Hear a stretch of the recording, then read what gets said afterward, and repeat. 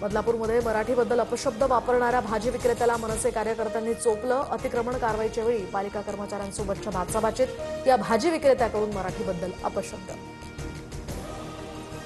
आशिया चषक जिंकल्यानंतर भारतीय क्रिकेट संघाचे खेळाडू मुंबईत दाखल। सलग तिसऱ्यांदा भारताचा पाकिस्तानवर दणदणीत विजय।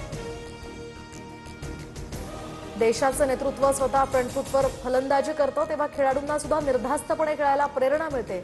पंतप्रधान मोदींच्या ऑपरेशन सिंदूरबाबतच्या ट्विटनंतर सूर्यकुमार यादवकडून कौतुक।